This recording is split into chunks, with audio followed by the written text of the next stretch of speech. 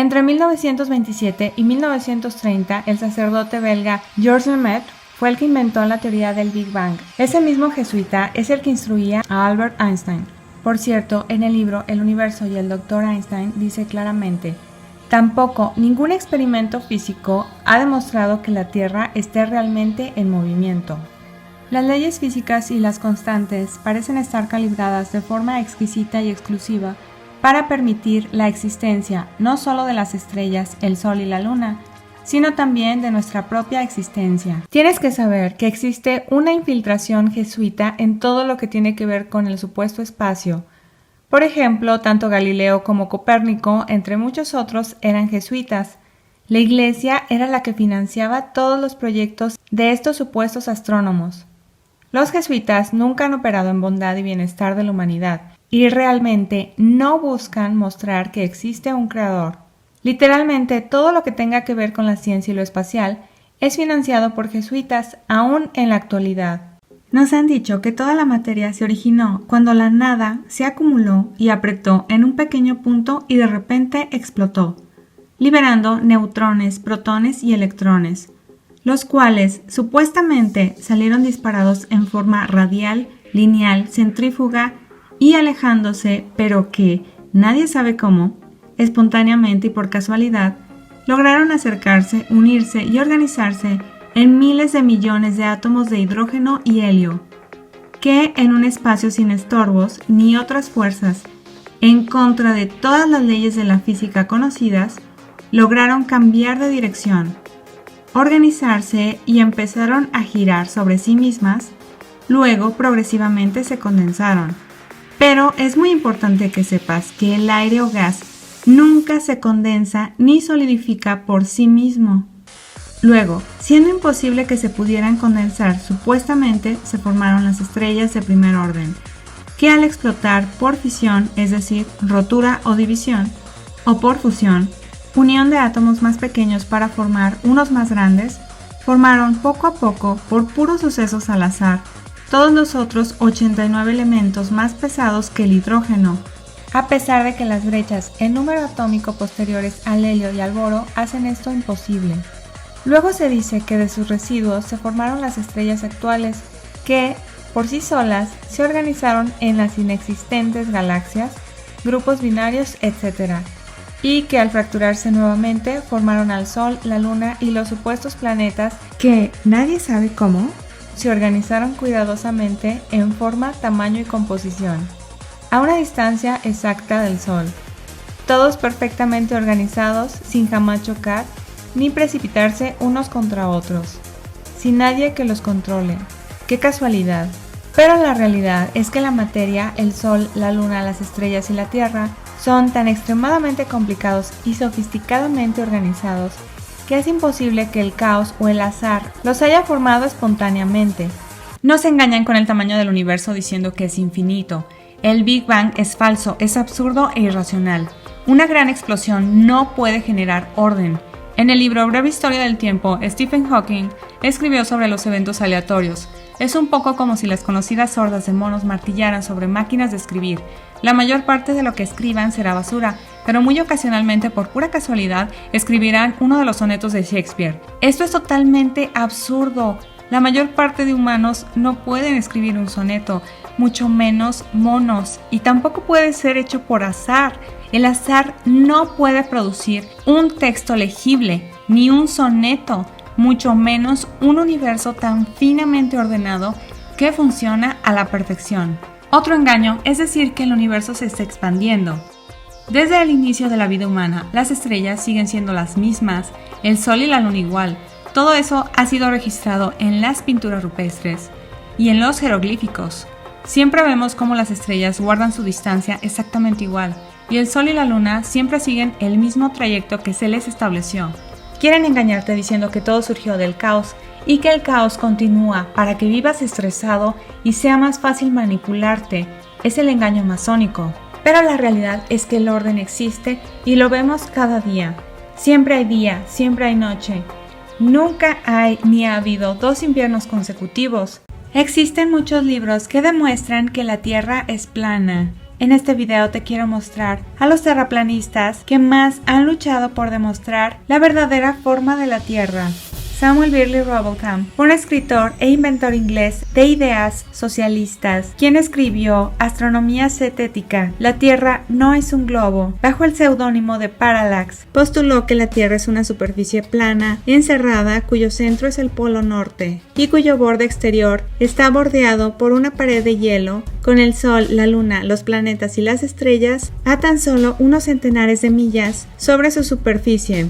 Robotham nació en Manchester en 1816. A medida que crecía, estudió la Biblia y encontró en dicho libro la confirmación de sus sospechas astronómicas. Sin embargo, para Robotham, la religión no se debía impulsar basándose en una creencia, sino demostrándolo científicamente. Luego leyó ampliamente la literatura científica popular y asistió a conferencias sobre diversos aspectos de la ciencia. Después de medir la falta de curvatura en las zanjas de drenaje largas y rectas del río Bedford, en su primer experimento del nivel de Bedford, se convenció de la planicie de la Tierra y comenzó a dar conferencias sobre el tema. William Carpenter nació el 25 de febrero de 1830 en Kent, Inglaterra. Fue un impresor y autor inglés y un apasionado defensor de la Tierra plana. Carpenter publicó Astronomía teórica examinada y expuesta, demostrando que la Tierra no es un globo. Después, en 1885, publicó 100 pruebas de que la Tierra no es un globo.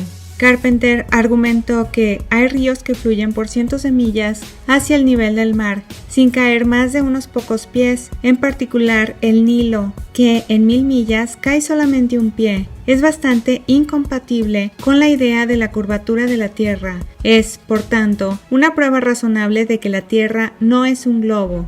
Carpenter fue un defensor del escritor inglés Samuel Robotham, quien produjo un folleto con la ayuda de Carpenter en 1849 y publicó otra llamada La inconsistencia de la astronomía moderna y su oposición a las escrituras. Robotham también produjo estudios, en su mayoría impresos por Carpenter, que pretendían mostrar que los efectos de los barcos que desaparecen bajo el horizonte podrían explicarse por las leyes de la perspectiva en relación con el ojo humano.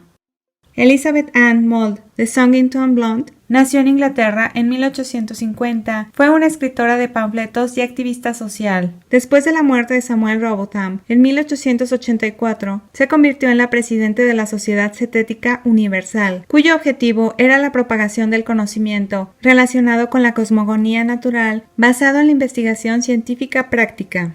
La sociedad publicó una revista, The Earth Globe Review, y se mantuvo activa hasta principios del siglo XX. Una revista terraplanista, A Monthly Magazine of Sense and Science, fue publicada entre 1901 y 1904, editada por Blount. Además publicó Nuestro Mundo Cerrado. Albert Smith fue un autor y defensor de la Tierra plana durante finales del siglo XIX y principios del XX. Actuó como editor de Earth Globe Review, siendo su libro más popular.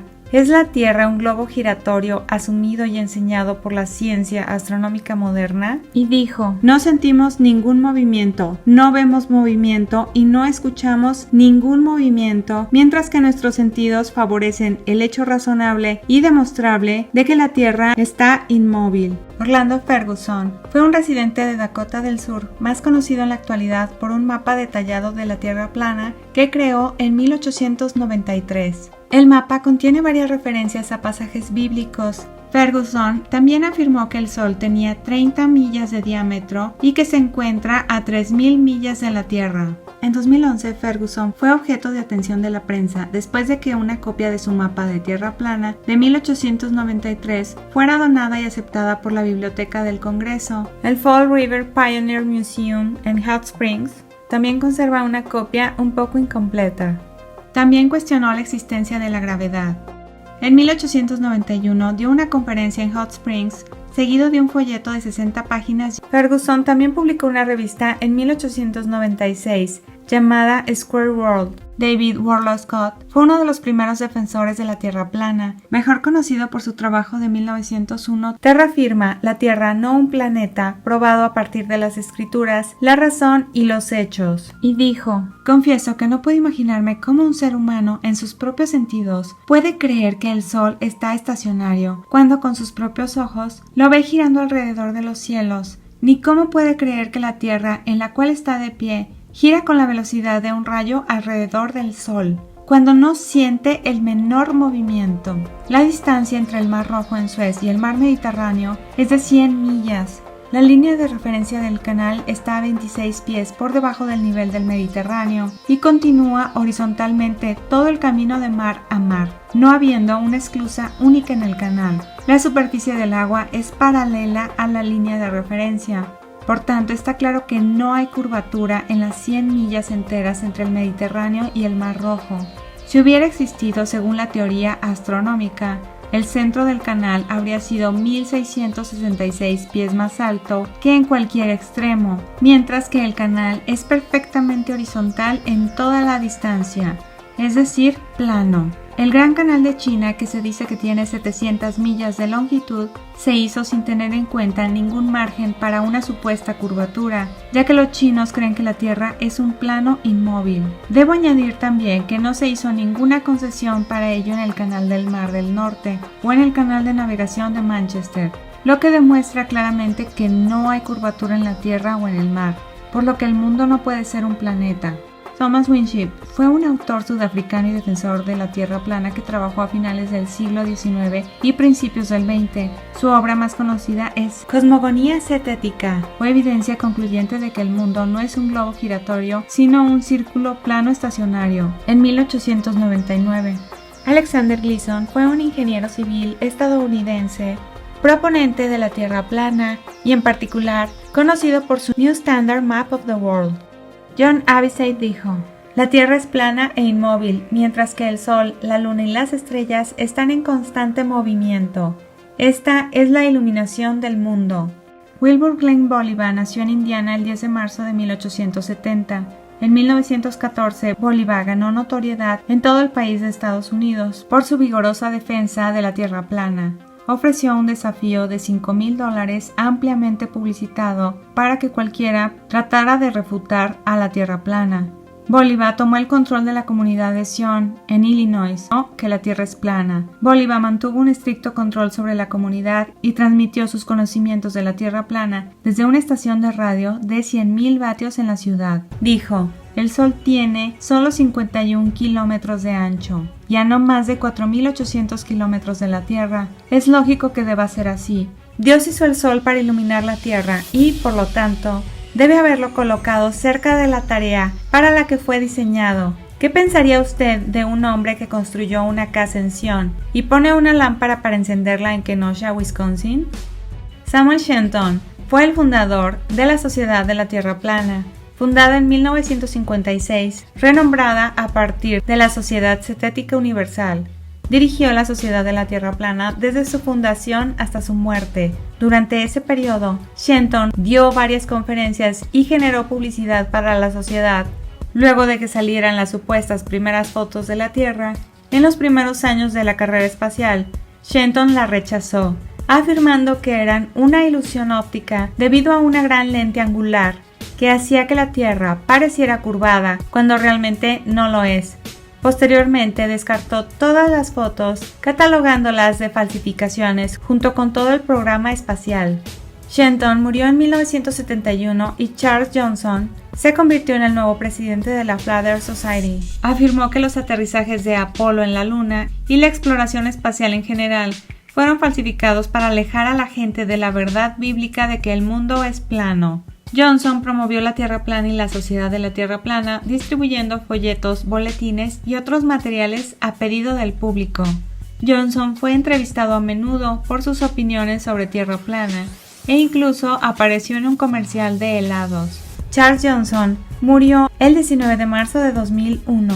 En 2004, Daniel Shenton hizo renacer la opinión de un modelo plano de la Tierra a través de los foros de Internet de la época, lo que llevó a un relanzamiento de la sociedad en octubre de 2009. Se creó un sitio web para defender sus puntos de vista y una wiki abierta a quienes compartieran su enfoque sobre la forma de la Tierra. Otros, como por ejemplo Eric Dubay, publicó un libro sobre 200 pruebas de que la Tierra no es una bola giratoria. La mayoría defendiendo la idea de que la Tierra es un disco centrado en el polo norte y rodeado de un muro de hielo de 45 metros de altura como límite exterior, el cual es la Antártida. El mapa se inspira en la proyección azimutal equidistante centrada en el polo norte. En este modelo, el Sol y la Luna no tienen más de 52 kilómetros de diámetro y giran sobre un cielo hemisférico. Auguste Piccard fue un inventor y explorador suizo, además de profesor de física en las universidades de Zúrich y Bruselas. Fue conocido sobre todo por la ascensión junto a su mujer, que era fotógrafa, a la estratosfera en una cápsula presurizada colgada de un globo, donde llegó a alcanzar los 15.971 metros de altura, partiendo de Augsburgo el 27 de mayo de 1931 con su asistente Paul Kiefer. El 18 de agosto de 1932 repitió el experimento con Max Cossins en Dubendorf, alcanzando un nuevo récord de 16.200 metros. Estudió los rayos cósmicos y los estratos ionizados de las capas altas de la atmósfera. El acontecimiento fue recogido por la revista Popular Science en su edición de agosto de 1931. En la página 23 se narra lo siguiente: a través de las ventanillas, los observadores vieron la Tierra. Lucía como un disco plano con los bordes levantados. Al nivel de 10 millas, el cielo mostró un azul profundo y oscuro. Les quiero mostrar lo que la Enciclopedia Americana, volumen 2, publicada en 1958, muestra sobre la palabra Antártica. La enciclopedia claramente dice lo siguiente: estos vuelos demostraron que las áreas del interior carecían de rasgos característicos, con un domo a 13.000 pies de altura, con latitud 80 grados al sur, longitud 90 grados al este. Ahora lo vemos aquí como lo indica el texto, con una latitud de 80 grados al sur y longitud 90 grados al este. El domo se encuentra a esa distancia, a 13.000 pies, lo que equivale a 3.962.4 metros. Como pueden ver, el final del domo obviamente se encuentra más cerca del sur y muy cerca del muro de hielo. Haciendo el cálculo de cuánto mide la altura del domo en la parte central de la Tierra, es decir, en el norte, serían aproximadamente 385.500 pies, lo que equivale a 117.500.4 metros de altura.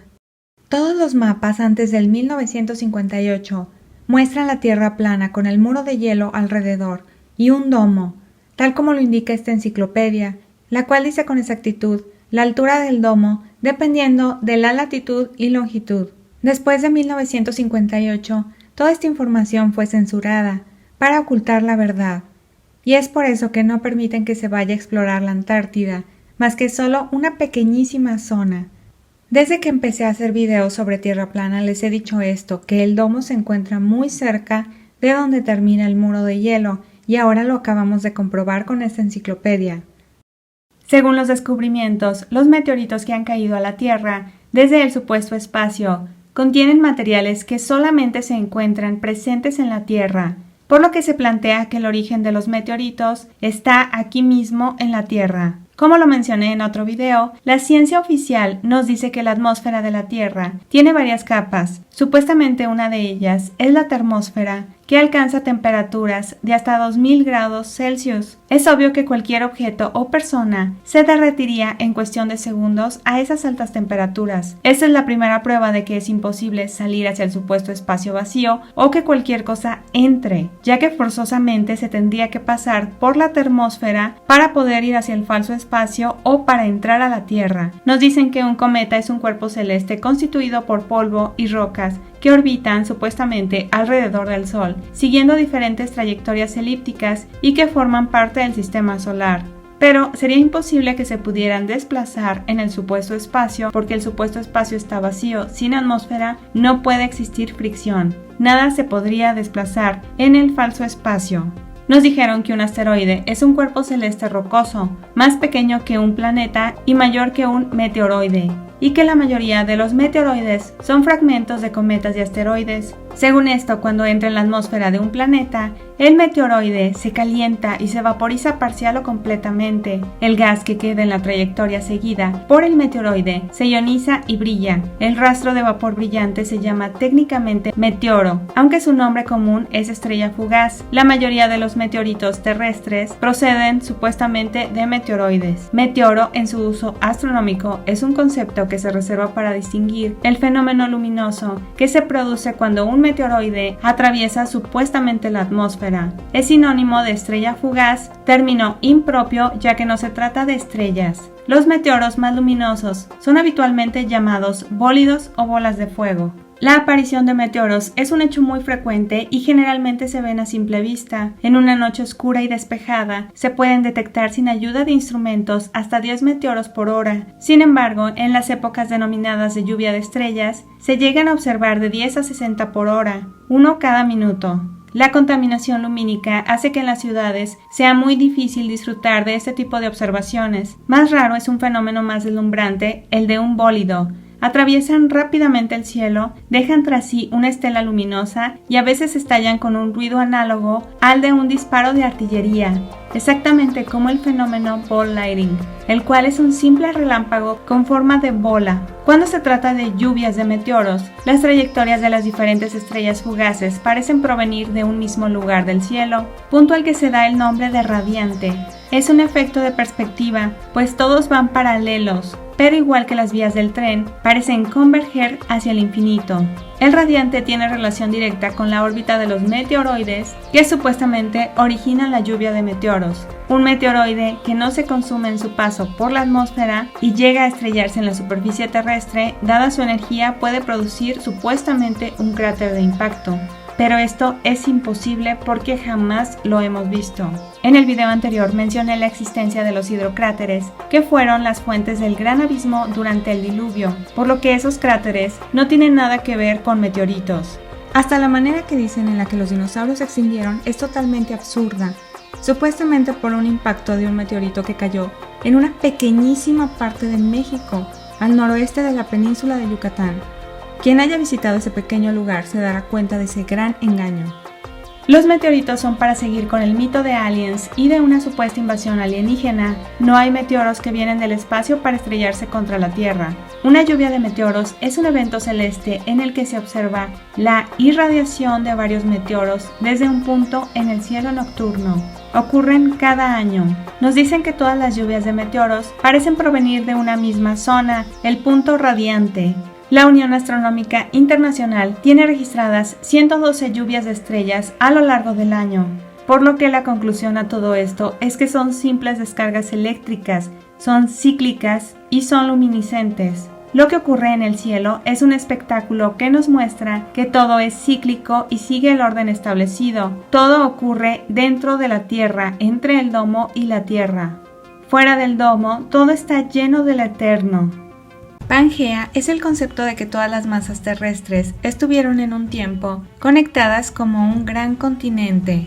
Se plantea que antes del diluvio la Tierra era muy diferente a lo que conocemos hoy en día. Algunos de los continentes se ven como si pudieran encajar como piezas de un rompecabezas gigante, por ejemplo, África y América del Sur. Según la Biblia, todo cambió a partir del diluvio universal, relatado en Génesis 7:8. De acuerdo a la teoría de la hidroplaca de Walter Brown, en 1989, donde explica cómo se produjeron los cambios geográficos y geológicos actuales y cómo se produjo el diluvio, afirma que antes del diluvio universal había una gran cantidad de agua debajo de la corteza. La presión sobre el agua hizo que las placas se rompieran y se separaran. El agua que se escapaba inundó toda la tierra. Debido a que estas placas se rompieron, movieron y afectaron por el agua, estas placas se consideran hidroplacas. Por cierto, el diluvio solamente fue posible ya que la Tierra es plana. El Dr. Brown postula que la Tierra, antes del diluvio, contenía una masa de agua que se encontraba debajo de la corteza terrestre. Esta agua estaba contenida en cámaras colindantes que formaban una delgada capa. En la actualidad, una de las capas de la Tierra sí contiene agua. El aumento de la presión sobre el agua comenzó a estirar la corteza. Este estiramiento creó una grieta microscópica que creció rápidamente a unas 3 millas por segundo. Esta grieta encontró las partes más débiles de la corteza y las atravesó. El agua estaba siendo presionada por 10 millas de roca y explotó por la grieta. Esto creó fuertes lluvias e incluso granizo extremo. Estas fuentes erosionaron la roca a ambos lados de la grieta, creando cantidades masivas de sedimentos en toda la Tierra. El ancho era tan colosal que la roca debajo fue empujada hacia arriba por la presión y se convirtió en la dorsal oceánica. Después, las hidroplacas se deslizaron hacia abajo y se alejaron de la dorsal inclinada del Atlántico Medio. Una vez que las placas que avanzaban gradualmente alcanzaban velocidades de aproximadamente 45 millas por hora, chocaban, se comprimían y se doblaban. Las placas que se doblaron hacia abajo se convirtieron en trincheras oceánicas y las que se doblaron hacia arriba se convirtieron en montañas. Esto explica por qué las grandes cadenas montañosas están en correlación con sus dorsales oceánicas. La teoría de la hidroplaca intenta reducir los siguientes fenómenos aparentemente diferentes en una sola causa: la ruptura repentina de cámaras subterráneas de agua que alguna vez estuvieron dentro de la corteza terrestre, cambios masivos en la morfología de la Tierra, incluida la formación de montañas, la deriva continental, características geológicas inusuales como domos de sal, acantilados de piedra caliza, cañones y otros, dorsales y fosas oceánicas, y aborda la fuente y el destino del agua del diluvio universal. Fue la ruptura de la corteza terrestre lo que causó la destrucción de todas las características de la superficie de la Tierra, en un evento descrito en Génesis 7:11. El estallido provocó potentes chorros de agua que, tras dispararse por el aire, volvieron a la superficie en forma de lluvias torrenciales. Contenía una mezcla de agua y trozos de roca propulsados por una acción de martillo hidráulico. La grieta inicial por la que escaparon las aguas se alargó hasta convertirse en una grieta en la Tierra y se ensanchó para convertirse en la dorsal oceánica. En particular, la Tierra, que se dividió a lo largo de la grieta que se convertiría en la cordillera del Atlántico Medio, se separó en la costa este de América del Norte y del Sur y la costa oeste de Europa y África. A medida que las masas continentales, que se movían rápidamente, es decir, las hidroplacas, se separaron, eventualmente encontraron resistencia, en la que se doblaron y formaron enormes cadenas montañosas. Esta es la razón por la que las principales cadenas montañosas corren paralelas a la dorsal mesoatlántica. Esta suave separación de los continentes y el repentino empuje hacia arriba de las principales cadenas montañosas parecen encajar con precisión en la evidencia natural. La teoría de la hidroplaca se ajusta a mucha evidencia de muchas otras características físicas. Las aguas subterráneas que existían debajo de la corteza terrestre y que reventaron de alguna manera se mencionan en Génesis 7:8. Había aproximadamente la mitad de la cantidad de agua de los océanos de ahora, distribuidos en cámaras subterráneas. La Biblia afirma que Dios en el principio creó la tierra sobre los mares, lo que nos hace entender que había gran cantidad de agua bajo la corteza terrestre antes del diluvio. Al haber tanta agua, se ejercía una presión en la corteza terrestre que provocó una fisura en la tierra que se fue abriendo muy rápido, lo que desencadenó que las aguas subterráneas salieran explotadas por la presión de las rocas sobre ellas hacia arriba. En Génesis 7:11 se menciona que todas las fuentes del abismo, es decir, las aguas subterráneas, fueron rotas en un solo día. Después, la fisura de la tierra, donde sale expulsada el agua, se abrió más. La tierra que rodeaba la cordillera suboceánica se desplazó hacia los lados, debido a que todavía había agua bajo esta, resbalando por ella y dividiendo la tierra en continentes. Es lo que se conoce como hidroplacas.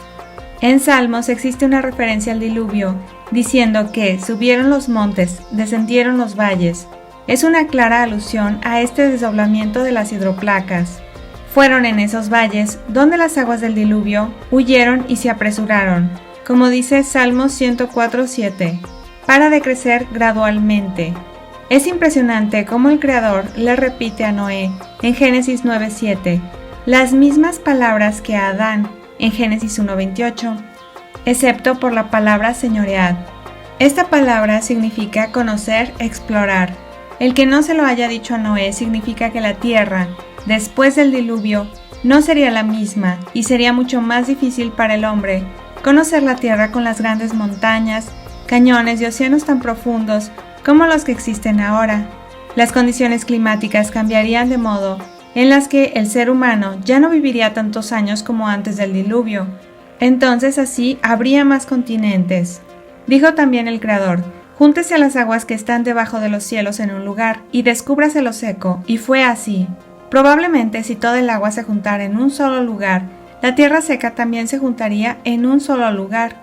Algunas personas sugieren que Génesis 10:25 es una prueba de que la tierra fue dividida después del diluvio en los días de Noé. El concepto de la Pangea posterior al diluvio posiblemente explique cómo los animales y la humanidad fueron capaces de migrar a los diferentes continentes. Como vemos, puede ser posible que realmente en un principio la Tierra haya sido un solo continente, pero a partir del diluvio se separó y se formaron los continentes que conocemos hoy en día. ¿Alguna vez te has preguntado por qué algunos de los terremotos más poderosos atacan lugares como el sur de California, pero dejan otras regiones intactas? ¿Por qué los volcanes activos se encuentran en el noroeste del Pacífico? Patrones similares se repiten en toda la Tierra. La mayoría de los volcanes que hacen erupción se ubican en cinturones lineales que coinciden con zonas sísmicas. Esto específicamente sucede en el borde exterior del Océano Pacífico. Por otro lado, los terremotos tienen un patrón interconectado. Una línea de zonas de terremotos corre por el centro del Océano Atlántico y luego hacia el este, hasta el Océano Índico, donde se divide en dos. Una rama se dirige hacia el norte, hacia Arabia, y la otra rama se dirige hacia el Océano Pacífico. Esto indica que algo especial ocurre en estas zonas. El estudio de la tectónica de placas es una interpretación o modelo de cómo se han movido las placas de la Tierra en el pasado.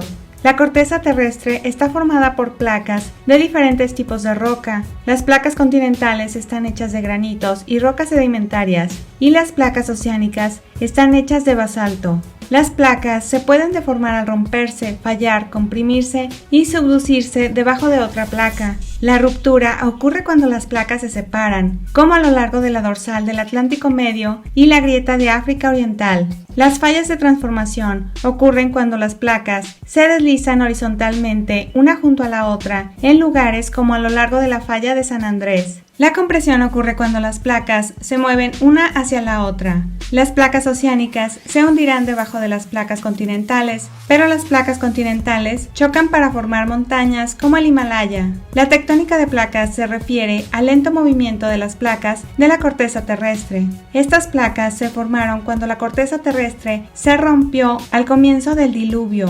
Contrario de lo que se presenta en los libros de texto, el concepto de la Pangea y la deriva continental fue propuesto por primera vez por Antonio Snyder en 1859. El modelo catastrófico de placas tectónicas comienza con un supercontinente prediluviano. Antonio Snyder fue un geógrafo francés. En 1858 publicó un mapa uniendo el litoral occidental de África con el litoral oriental de América del Sur, dando a entender que el continente suramericano se despegó del continente africano para seguir una ruta independiente. Su trabajo no fue reconocido por la comunidad científica. Snyder comenzó desde Génesis 1, 9 y 10. Entonces dijo Dios: júntense las aguas que están debajo de los cielos en un solo lugar, y que aparezca lo seco. Y fue así, y llamó Dios a lo seco tierra, y a la reunión de las aguas llamó mares, y vio Dios que era bueno. Esto indica que toda la tierra estaba originalmente en un solo lugar, y que los océanos estaban en un solo lugar. Lamentablemente, los libros de texto y otras fuentes dan el crédito a Alfred Wegener por desarrollar la teoría de la deriva continental en 1910. Claramente vemos que Antonio Snyder había propuesto muchos años antes, es decir, en 1859, ambas teorías. Según las fechas determinadas por las escrituras, los continentes estaban juntos antes y durante el diluvio hace unos 4.300 años. En la actualidad, el modelo adoptado por muchos científicos creacionistas se llama tectónica de placas catastróficas y está relacionado con el diluvio. En lugar de la lenta deriva continental sugerida por los geólogos seculares, la explicación bíblica es mucho más acertada, ya que en vez de actuar durante millones de años para dar forma a los continentes de la Tierra, los continentes que fueron creados al inicio chocaron y luego se separaron nuevamente durante el diluvio, en cuestión de semanas, para llegar a sus posiciones actuales. Génesis 7:11 dice que el diluvio comenzó con la ruptura de las fuentes del gran abismo. Este estallido catastrófico de aguas calientes y roca fundida generó una grieta masiva en el lecho marino, es decir, el llamado Gran Abismo. Tal ruptura se extendió rápidamente por toda la Tierra, incluso a través del supercontinente antediluviano, para formar los continentes actuales. La tectónica de placas no se menciona directamente en la Biblia, pero Génesis 1, 9 y 10 sugiere que toda la Tierra alguna vez estuvo conectada. Hoy en día solo vemos movimientos residuales de las placas, pero lo suficiente como para explicar dónde ocurren todos los terremotos, volcanes activos, dorsales oceánicas y fosas de aguas profundas en la Tierra. Una placa tectónica o placa litosférica es un fragmento de litosfera relativamente rígido que se mueve sobre la astenosfera, una zona relativamente plástica del manto superior. Toda la litosfera está dividida en placas tectónicas, 15 de ellas de gran tamaño y 43 microplacas. En los bordes de las placas se concentra actividad sísmica, volcánica y tectónica. El Dr. John Baumgartner, un científico creacionista, demostró que los movimientos de las placas habrían sido extremadamente rápidos durante el diluvio. En comparación con lo que observamos hoy, la mayoría de los continentes fueron movidos por la expansión del lecho marino y la subducción descontrolada durante el año del diluvio. Los geólogos creen que este patrón interconectado de zonas sísmicas y volcanes activos marca los bordes de las placas que dividen la piel superficial de la Tierra en más de una docena de piezas. A medida que las placas continentales que se movían rápidamente chocaron entre sí, se produjeron cadenas montañosas y se forzaron hacia arriba. Al mismo tiempo, el nuevo lecho marino se enfrió y las cuencas oceánicas se hicieron más profundas. El agua que fluye de los continentes habría creado características de erosión masivas y habría depositado ese material en las plataformas continentales. Es posible explicar la evidencia con modelos basados en verdades bíblicas y dentro de la línea de tiempo de la Tierra joven de menos de 6.000 años. El diluvio universal explica cómo se formaron algunos de los hidrocráteres, por ejemplo, el de Arizona. El hidrocráter de Arizona es una de las muchas fuentes del Gran Abismo, es decir, hidrofuentes, que se abrieron para liberar las aguas de inundación necesarias para cubrir toda la superficie de la Tierra, incluidas las montañas más altas. El cráter que vemos hoy es lo que quedó después de que las aguas de la inundación disminuyeron. Las explosiones hidrotermales son cíclicas y ocurren cuando el agua sobrecalentada, atrapada debajo de la superficie de la Tierra, se convierte rápidamente de líquido a vapor, rompiendo violentamente la roca de confinamiento. Agua hirviendo, vapor, lodo y fragmentos de roca son expulsados en una área de unos pocos metros hasta varios kilómetros de diámetro. Aunque la energía proviene originalmente de una fuente ígnea profunda, esta energía se transfiere a la superficie, como ocurre en las erupciones volcánicas. La energía se almacena como calor en agua caliente y rocas a unos cientos de pies de la superficie. Las explosiones hidrotermales son causadas por el mismo mecanismo de inestabilidad y reacción de cadena que los géiseres, pero son tan violentas que las rocas y el lodo son expulsados junto con el agua y el vapor. Las explosiones hidrotermales ocurren donde depósitos de agua poco profundos interconectados a temperaturas tan altas como 250 grados Celsius subyacen a los campos térmicos. El agua suele hervir a 100 grados Celsius, pero bajo presión aumenta su punto de ebullición, lo que hace que el agua se sobrecaliente. Una reducción repentina de la presión provoca una rápida transición de fase de líquido a vapor, lo que da como resultado una explosión de agua y escombros de roca. El Parque Nacional de Yellowstone es un área térmicamente activa con un extenso sistema de aguas termales, fumarolas, géiseres y lodo. También hay varios cráteres de explosión hidrotermal que no deben confundirse con las calderas, que son características de colapso. La circulación hidrotermal es un proceso geológico que refiere a la convección de agua en sus diversos estados, a través de rocas y depósitos de sedimentos. En general, la circulación hidrotermal ocurre cerca de la actividad volcánica, pero puede ocurrir en la corteza profunda relacionada con la intrusión de granito o como resultado de la orogenia o el metamorfismo. La circulación hidrotermal en los océanos es el paso del agua a través de los sistemas de crestas oceánicas. El agua de mar fría y densa se hunde en el basalto del fondo marino y se calienta en la profundidad, con lo cual se eleva de nuevo a la interfaz roca-océano debido a su menor densidad. La fuente de calor para los respiraderos activos es el basalto recién formado y para los respiraderos de mayor temperatura, la cámara de magma subyacente. La fuente de calor para los respiraderos pasivos son los basaltos más antiguos que aún se están enfriando. La circulación hidrotermal no se limita a los ambientes de las crestas oceánicas. La fuente de agua para explosiones hidrotermales, géiseres y fuentes termales es agua subterránea, calentada que convecta por debajo y al lado de la salida de agua caliente. Las celdas de convección hidrotermal circulante existen en cualquier lugar donde una fuente de calor anómala, como una intrusión de magma o un respiradero volcánico, entra en contacto con el sistema de aguas subterráneas. Génesis habla de la ruptura de las fuentes del gran abismo. A medida que el magma se elevó para reemplazar el lecho marino en expansión, habría producido enormes chorros de vapor que transportaron grandes cantidades de agua a la atmósfera. Esto coincide con la descripción de la Biblia y proporciona un mecanismo para explicar el diluvio, por lo que esto indica que el diluvio sí sucedió. Si la Tierra fuera realmente una bola giratoria, así es como se vería todo. Por ejemplo, si estás en México, todo se vería absolutamente así, al igual que tú. Si estás, por ejemplo, en Argentina, pues estarías así. Ahora, si estás, por ejemplo, en Australia, en Nueva Zelanda, entonces así es como nos veríamos cada día, de acuerdo a la irracional posición de los países en la Tierra bola.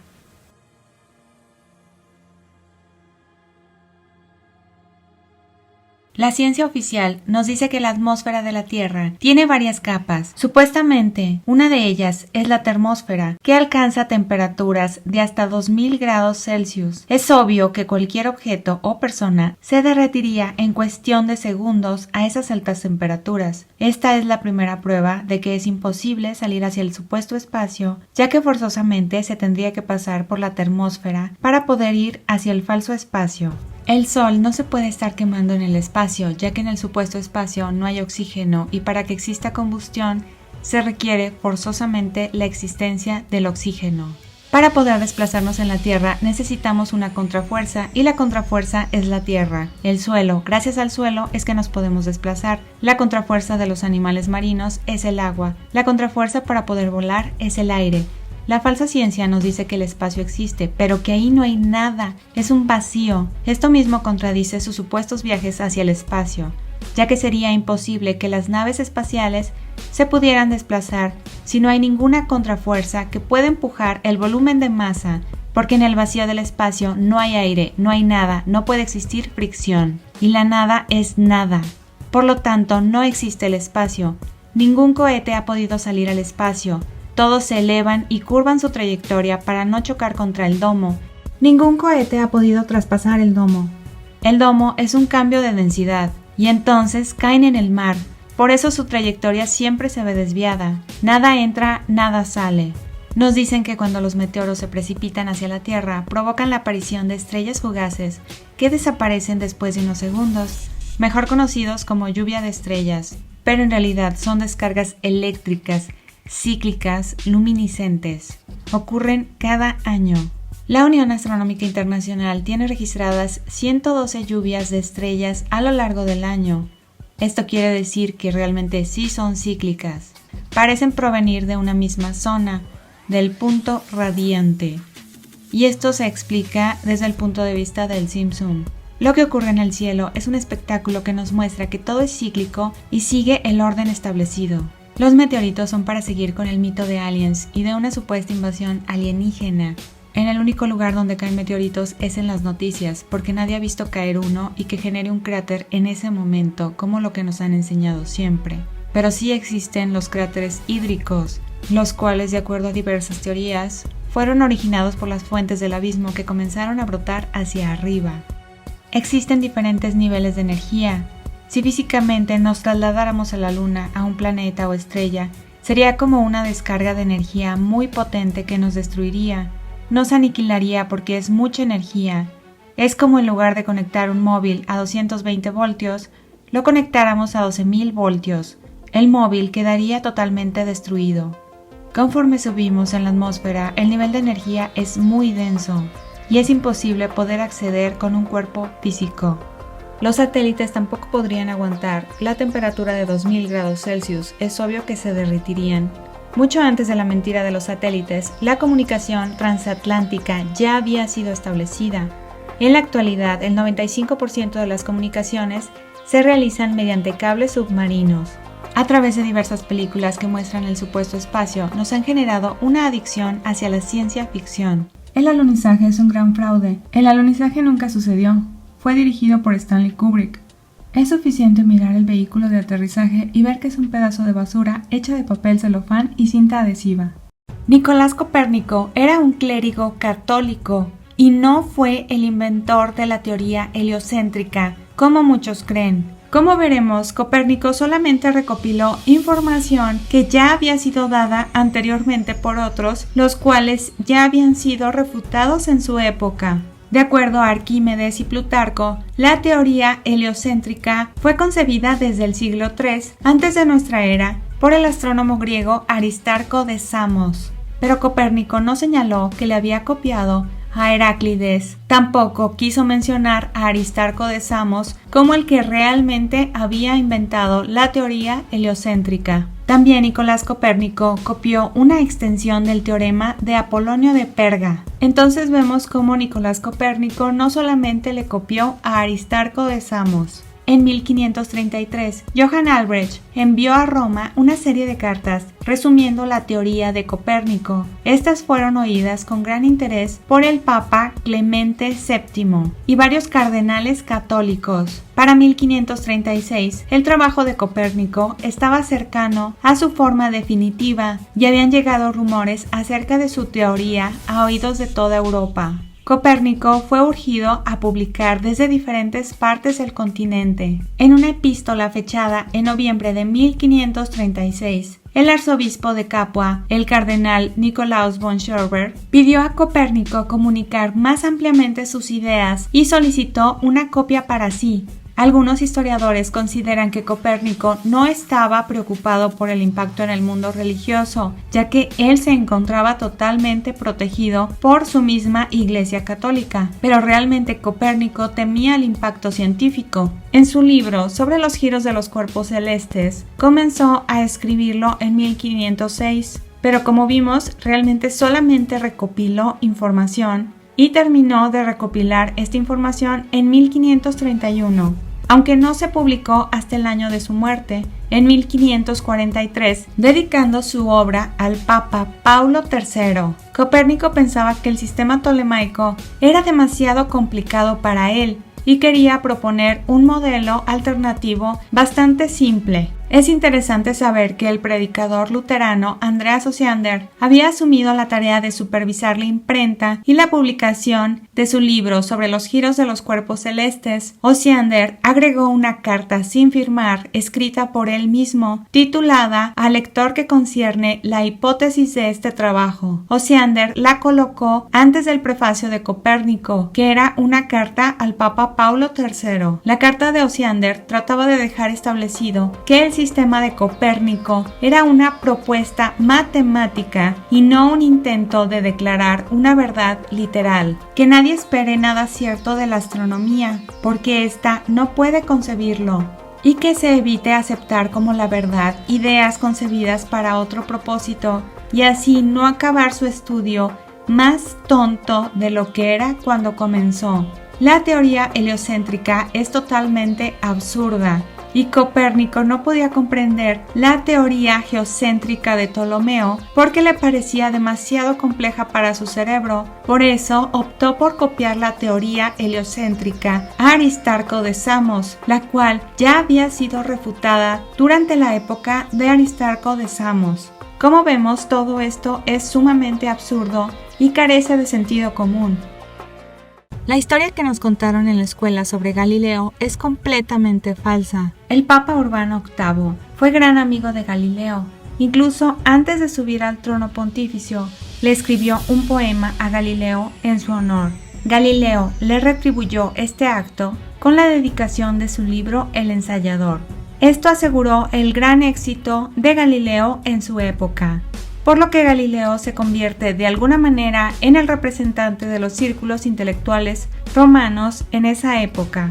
Los años siguientes son bastante tranquilos para Galileo y los aprovecha para perfeccionar su microscopio compuesto en septiembre de 1624 y pasa un mes en Roma, donde es recibido numerosas veces por Urbano VIII.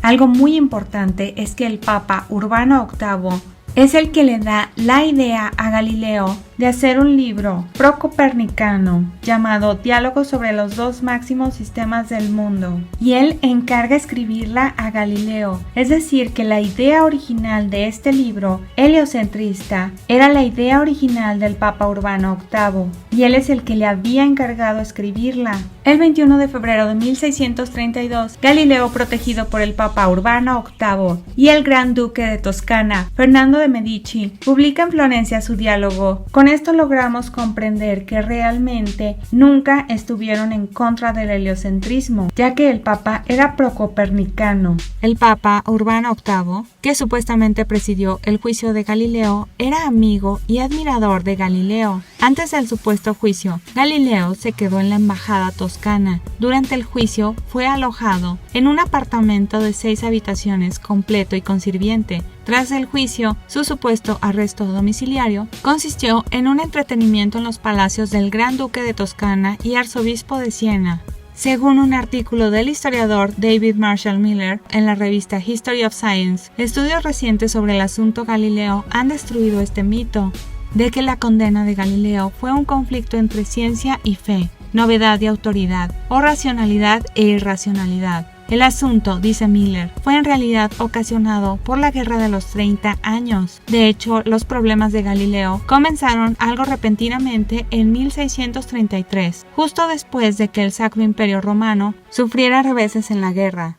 Para abreviar una larga historia, el Papa Urbano VIII, que había sido elegido con el apoyo de los cardenales franceses, era sospechoso y acusado de simpatizar con Francia, que se opuso al imperio en la guerra.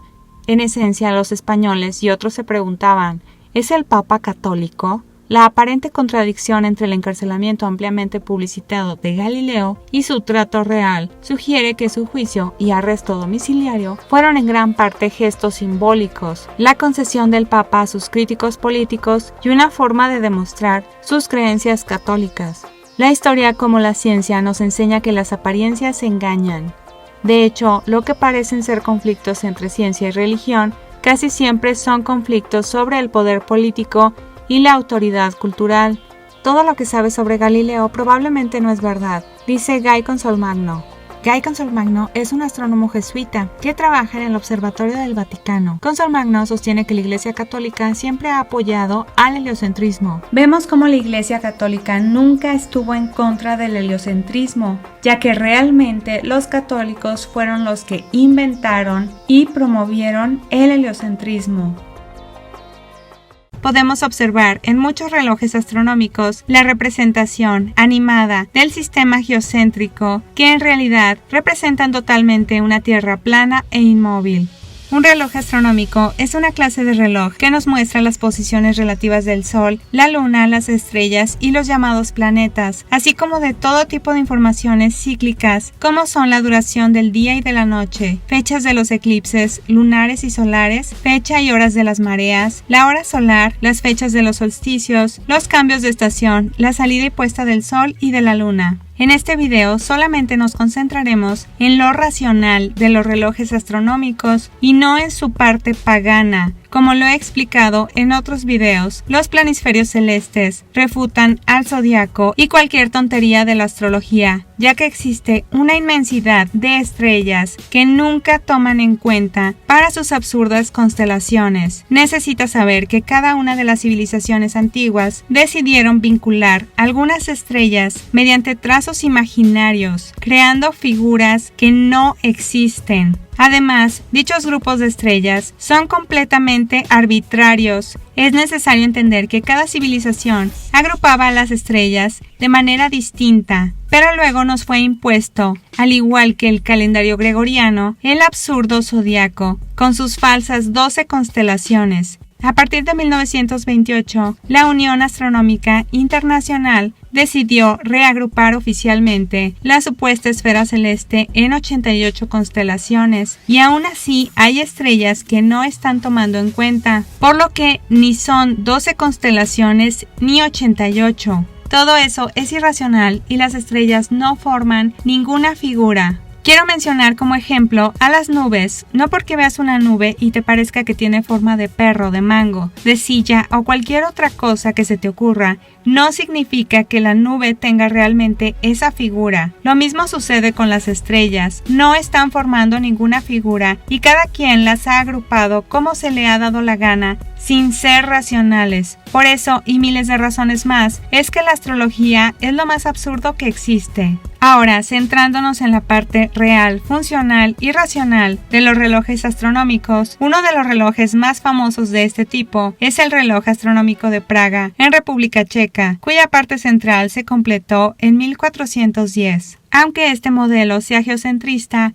realmente la Tierra es representada de manera plana para que así funcione bien todo el mecanismo del reloj, como sucede exactamente en la Tierra plana real. Tycho Brahe utilizó este mismo modelo para explicar el geocentrismo. El reloj se encuentra en la pared sur del ayuntamiento de la ciudad vieja de Praga. Los principales componentes del reloj son el cuadrante astronómico, que además de indicar las 24 horas de día, representa las posiciones del Sol y de la Luna en el cielo, además de otros detalles astronómicos. El calendario circular, con medallones que representan los meses del año. El cuadrante astronómico tiene forma de astrolabio, instrumento usado en la astronomía medieval y en la navegación hasta la invención del sextante. Tiene pintado sobre ella representaciones de la Tierra y del cielo, así como de los elementos que lo rodean. El círculo azul del centro representa a la Tierra y el azul más oscuro la visión del cielo desde el horizonte. Las áreas rojas y negras indican las partes del cielo que se encuentran sobre el horizonte. Durante el día, el Sol se sitúa en la zona azul del fondo,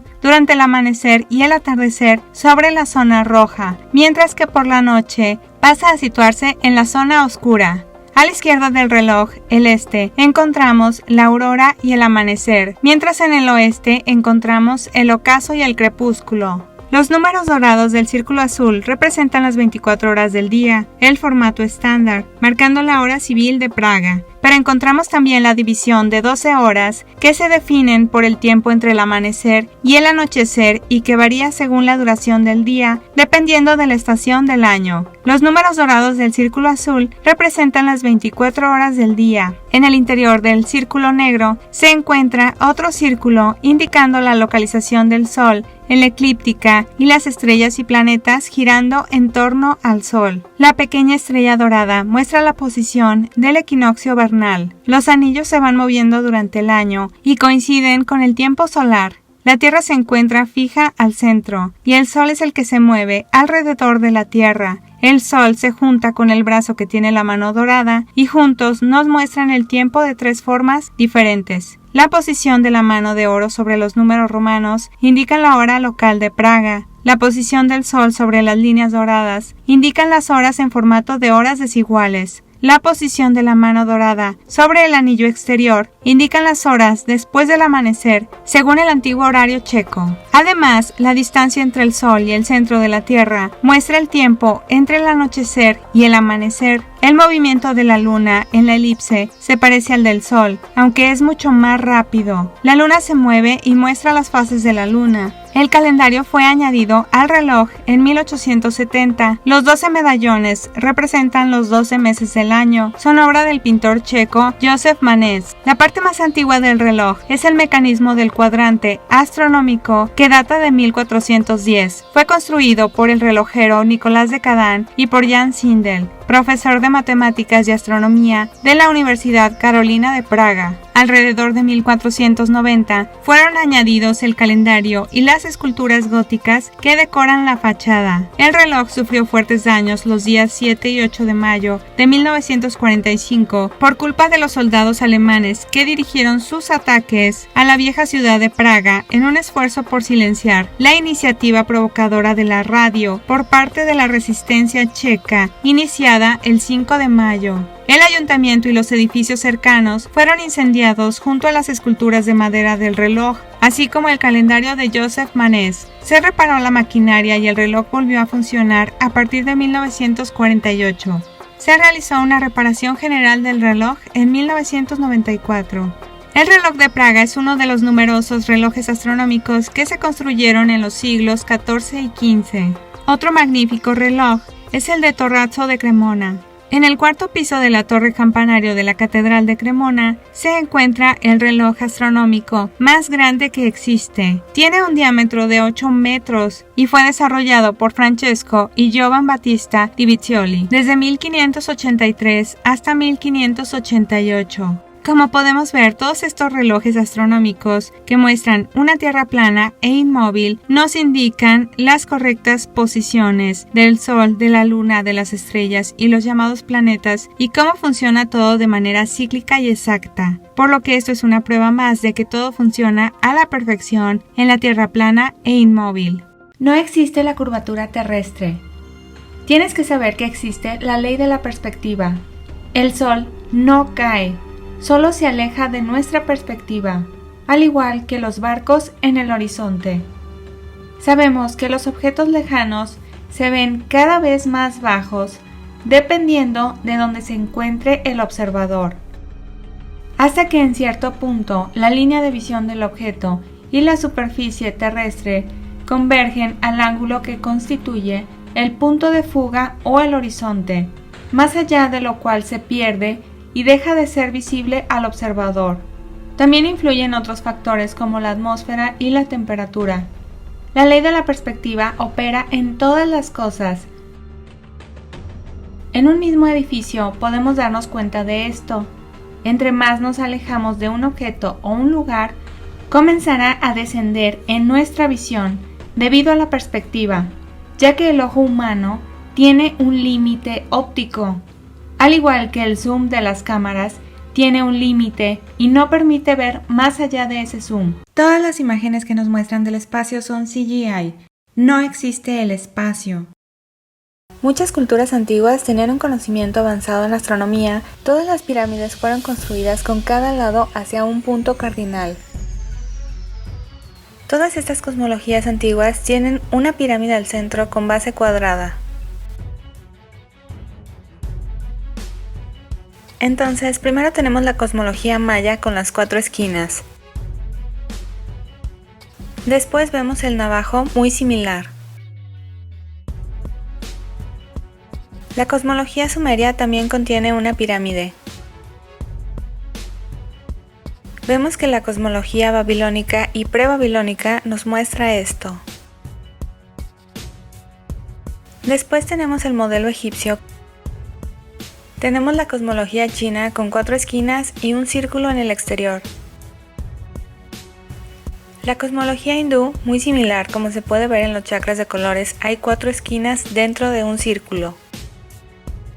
Esto es similar a la cosmología tibetana, además de la cosmología mongol y la cosmología de Nepal. Otro modelo interesante es el de la cosmología nórdica. También tenemos la cosmología hebrea, que generalmente se representa así. Otra cosmología parecida a la que muestra Enoch es la cosmología griega antigua.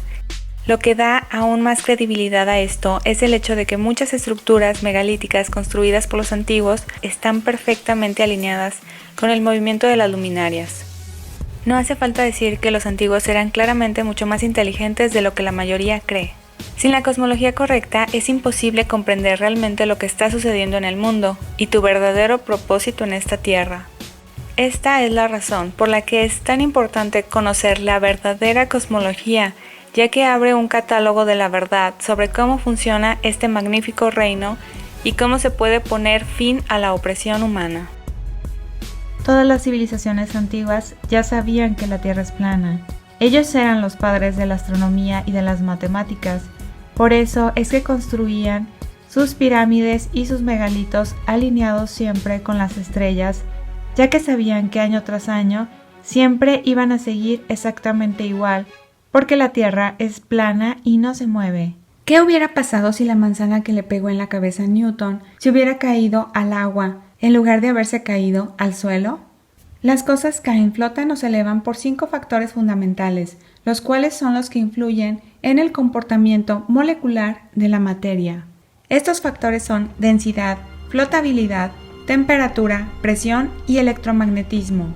El Sol no es una bola de fuego que se está incendiando en el vacío del espacio. El Sol y la Luna son cuerpos lumínicos. La energía lumínica es una forma de energía electromagnética. El cielo está cargado de partículas y filamentos eléctricos que producen campos electromagnéticos. El Sol, la Luna y las estrellas capturan toda esta carga eléctrica y de frecuencia que ocurre entre el domo y en la Tierra para mantener un equilibrio perfecto. El Sol es un gran transformador o convertidor eléctrico que interactúa con todo lo que está bajo el domo. El Sol implica una energía electromagnética positiva que causa la marea baja y la Luna implica una energía electromagnética negativa que causa la marea alta. La energía electromagnética del Sol y de la Luna es más intensa que el campo magnético del agua y por lo tanto interactúa en los efectos de las mareas. El calor producido por las ondas electromagnéticas irradiadas por el Sol calienta el agua del mar, ríos y lagos, calienta y expande el aire, produce brisas, vientos y huracanes. Su calor hierve el agua y la convierte en vapor. El vapor, que es más ligero, se concentra en la atmósfera, formando nubes. De esta manera, el Sol juega un papel fundamental en los efectos climáticos de la Tierra e influye sistemáticamente en los ciclos de lluvias, vientos, tormentas, huracanes, tsunamis y terremotos. Esto ocurre porque el agua es naturalmente diamagnética, es decir, el agua repele un campo magnético cuando se enfrenta a esta fuerza. El agua consiste en un campo magnético en oposición al campo magnético opuesto, lo que produce una fuerza que repele al campo magnético más intenso y fuerte. Este efecto repelente al agua explica las mareas en los océanos de la Tierra. La sal aumenta la capacidad del agua salada del mar para producir electricidad. La interacción del Sol con el agua de mar funciona como una enorme planta de energía. Alrededor del 71% de la superficie de la Tierra está formada por agua. De esta manera, las propiedades electromagnéticas del Sol y de la Luna actúan como dos imanes gigantes. Debido a la gran cantidad de agua salinizada que se encuentra en algunas zonas subterráneas de la Tierra, podemos decir que el Sol también ejerce una gran influencia sobre ella, generando temblores y terremotos. La máxima profundidad en que ocurre un terremoto es a 700 kilómetros. Ese es el límite de profundidad. Cuando las ondas sísmicas llegan a la superficie, lo hacen de manera muy atenuada. Nos dicen que el núcleo de la Tierra está formado principalmente por hierro y níquel, pero está comprobado que esos materiales pierden sus propiedades magnéticas al ser calentados. En el hierro esto sucede a 770 grados Celsius y en el níquel sucede a 360 grados Celsius. Entonces, la teoría del núcleo de la Tierra es totalmente falsa, ya que la pseudociencia nos indica que las supuestas temperaturas del núcleo oscilan entre los 5000 y 7000 grados Celsius. A esas altas temperaturas es imposible tener propiedades magnéticas. Es importante mencionar que en la península rusa de Kola, cerca del Báltico, se perforaron 12 kilómetros. El proyecto se paró debido a que las máquinas se rompían, y más abajo de esos 12 kilómetros es un misterio absoluto. Esto es lo más profundo que se ha llegado a conocer del subsuelo, dando como resultado la ignorancia que se tiene de la profundidad terrestre. Es tan contradictorio y absurdo que nos hayan hecho creer que la luna llena y el eclipse lunar se llevan a cabo de la misma manera, Nos dicen que el eclipse lunar sucede cuando la Tierra se interpone entre el Sol y la Luna, generando un cono de sombra que oscurece la Luna. Esa es exactamente la misma causa que nos dicen que ocasiona que la Luna se vea llena. La falsa ciencia nos dice que la Luna no tiene luz propia, entonces en esa posición jamás se vería la Luna. Hice este experimento para demostrar que lo que la falsa ciencia nos dice respecto al eclipse lunar y sobre lo que dice de cómo se genera la luna llena es totalmente incongruente. Como lo pueden observar, la luna jamás se vería en esta posición, ya que supuestamente la Tierra, siendo mucho más grande que la luna, estaría tapando totalmente la luz del Sol. Literalmente, de acuerdo a la absurda afirmación que nos hacen de cómo sucede el eclipse lunar, tendrías que estar en la Luna para ver ese supuesto eclipse donde la Tierra tapa al Sol. De igual manera nos dicen que la causa del eclipse solar es exactamente la misma que causa la fase de luna nueva. Se contradicen diciendo que la luna nueva sucede cuando la Luna se encuentra situada exactamente entre la Tierra y el Sol, de manera que su hemisferio iluminado no puede ser visto desde la Tierra. Y esa es exactamente la misma causa que nos dicen que genera el eclipse solar. Si esto fuera cierto, literalmente estaríamos viendo eclipses cada mes, durante cada luna nueva y durante cada luna llena. Sin embargo, la luna sí tiene luz propia. Se ha comprobado bastantes veces que durante algunos eclipses lunares el Sol es visible sobre el horizonte y no interviene en ninguna manera en el eclipse. Lo mismo ha sucedido en algunos eclipses solares, donde la Luna es independiente de que se lleve a cabo el eclipse. Esto indica que el Sol y la Tierra jamás intervienen en el eclipse lunar, ni la Luna interviene en el eclipse solar. Está comprobado que existen orbes de distintos colores, algunos son translúcidos y otros opacos, es decir, sin luz propia, que forman parte de los ciclos y son los que generan los eclipses.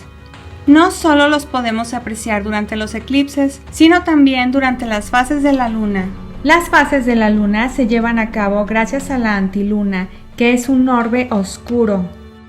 Cuando vemos un eclipse de luna roja, es debido a que un orbe rojo pasa sobre la Luna. Umberto Bartocci, historiador de la Universidad de Perugia, afirmó que fue el italiano Olinto de Pretto quien publicó por primera vez la fórmula que después Albert Einstein copió. La fórmula E igual a mc² fue publicada en una revista científica llamada AT en 1903, precisamente 2 años antes de que Albert Einstein la utilizara para desarrollar la teoría de la relatividad. Pero de Pretto nunca reclamó, afirma el profesor Bartocci. Durante muchos años, Einstein trabajó como funcionario en la oficina de patentes de Berna, Suiza, por lo que Einstein tenía acceso a todos los trabajos de matemáticos, ingenieros, físicos y científicos. Einstein no era brillante y se sabe que plagió varios trabajos de otros. Independientemente de si la relatividad había sido planteada mucho antes por James Maxwell, por Henri Poincaré, entre otros, y que Einstein solamente la copió, Nikola Tesla estaba totalmente en contra de la teoría de la relatividad y demostró que la relatividad es falsa. El 11 de septiembre de 1932, Nikola Tesla declaraba lo siguiente en el New York Herald Tribune: sostengo que el espacio no puede ser curvo por la simple razón de que no puede tener propiedades. De las propiedades solo podemos hablar cuando tratamos con la materia que llena el espacio. Decir que en presencia de grandes masas el espacio se curva es equivalente a afirmar que algo puede actuar sobre la nada. Yo, por mi parte, me niego a suscribir tal punto de vista. Después, el 10 de julio de 1935, volvió a hablar sobre la relatividad en el New York Sun. La teoría de la relatividad es una masa de error y engañosas ideas que se opone al sentido común. Ni una sola de las proposiciones de la relatividad ha sido probada. Un día después volvió a hablar contra la teoría de la relatividad, esta vez desde el New York Times. En mi opinión, la relatividad es como un mendigo envuelto en púrpura a quien la gente ignorante toma como un rey. En este último extracto en el New York Times, y tras hablar del trabajo de Einstein, Nikola Tesla apoya sus declaraciones con una serie de experimentos que había llevado a cabo en 1896 Nikola Tesla logró medir velocidades hasta 50 veces mayores que la velocidad de la luz, lo que refuta completamente la teoría de la relatividad, ya que según la teoría de la relatividad no había velocidad mayor que la de la luz. Además de Nikola Tesla, otros autores que han estado en contra son Arthur Lynch, Herbert Dingle, Stephen Crothers, Charles Lane Poore, entre otros. Todo está conectado a través del éter. El Sol implica una energía electromagnética positiva. La Luna implica una energía electromagnética negativa, y las estrellas se alimentan de ambas energías electromagnéticas, por lo cual son plasma y son totalmente neutrales. La Tierra funciona como una gran bobina de Tesla, activando toda la mecánica eléctrica del sistema, siempre de acuerdo con las leyes de la física, la eléctrica, la mecánica, la física cuántica y el electromagnetismo. La Tierra es un disco plano y esa planta de energía solo podría existir en un mundo plano. El vapor de agua, el éter, funciona como una gran turbina productora de energía. La cúpula puede no ser un lugar físico, sino un cambio de densidad con forma de cúpula. Este cambio de densidad no permite que nada entre y nada salga. El éter es un generador. La prueba de la existencia del éter se puede comprobar con las explosiones de luces de la aurora boreal. Este generador produce grandes e intensas explosiones de energía, liberando focos con intensa radiación. Mantienen las dos luminarias Sol y Luna siempre brillando en un proceso de inducción electromagnética. Un ejemplo de esta intensidad eléctrica se ve en la lámpara de plasma de Nikola Tesla. Entre el domo y la Tierra el tiempo existe, pero más allá existe la eternidad. Todo este sistema trabaja interactuando y funcionando como un reloj perfecto, cuyo engranaje es ininterrumpido y constante. La inducción magnética es un fenómeno que se genera debido al campo magnético de la Tierra con forma toroidal. Esta inducción del campo magnético genera movimiento. La unidad de la inducción magnética en el Sistema Internacional de Unidades es el Tesla. La inducción del campo magnético es lo que genera el movimiento del Sol, de la Luna y de las estrellas. El verdadero campo magnético de la Tierra tiene forma toroidal. Sabemos que diversas civilizaciones antiguas mostraban un árbol de la vida en el centro de la planicie terrestre. Esto es porque en medio de la Tierra se encuentra el árbol de la vida. No es un árbol físico, sino una concentración del campo magnético que se irradia hacia el exterior con forma toroidal, exactamente hacia donde apuntan todas las brújulas, es decir, hacia el norte, en el centro de la Tierra. En el campo magnético toroidal surge toda la energía y este contribuye a mantener el electromagnetismo del Sol y de la Luna y el estado plasma en las estrellas, así como sus movimientos. Es una espiral infinita con energía ilimitada. Tiene un punto de entrada de energía arriba y un punto de salida de continua energía. En la parte superior del toroide se encuentra el punto de inyección de energía. Es donde se ingresa la energía desde el infinito, de manera ilimitada. Su salida de energía nutre. Esto explica los fenómenos electromagnéticos que ocurren entre la Tierra y el domo. La entrada de energía en la parte de arriba genera los movimientos del Sol, la Luna y las estrellas, y así el tiempo es generado. Pero más allá del toroide no existe el tiempo, existe la eternidad. Es la conexión con el infinito. El campo magnético es invisible, podemos compararlo como a una manzana. El campo magnético está completamente confinado en el interior del toroide. Encima de él se encuentra Polaris. Polaris se encuentra siempre a esa misma distancia debido al fuerte campo magnético. El campo magnético toroidal forma secuencias armónicas, patrones perfectos. Es un vórtice de energía en forma de dona que está dando vueltas constantemente desde dentro hacia afuera, como la sucesión de Fibonacci que hay en toda la naturaleza, como un girasol. Nuestro corazón también tiene un campo electromagnético toroidal. Está comprobado que la energía del corazón alcanza aproximadamente 3 pies fuera del cuerpo físico y se puede detectar en otra persona que se sienta cerca a través de un electrocardiograma. La inducción magnética es el proceso mediante el cual el campo magnético genera campos eléctricos. La ley de Faraday establece que la tensión inducida en un circuito cerrado es directamente proporcional a la rapidez con que cambia en el tiempo el flujo magnético que atraviesa una superficie, con el circuito como borde. La ley de Lenz plantea que las tensiones inducidas serán de un sentido tal que se opongan a la variación del flujo magnético que las produjo. Esta ley es una consecuencia del principio de conservación de la energía. La polaridad de una tensión inducida es tal que tiende a producir una corriente cuyo campo magnético se opone siempre a las variaciones del campo existente producido por la corriente original. El flujo de un campo magnético uniforme a través de un circuito plano viene dado por un campo magnético generado en una tensión disponible con una circunstancia totalmente proporcional disponible en el campo eléctrico. La dirección del campo en un punto es tangencial al círculo que encierra la corriente. El campo magnético en cualquier punto está especificado por dos valores, la dirección y la magnitud. La energía electromagnética es la cantidad de energía almacenada en una región que podemos atribuir a la presencia de un campo electromagnético y que se expresará en función de las intensidades del campo magnético y campo eléctrico.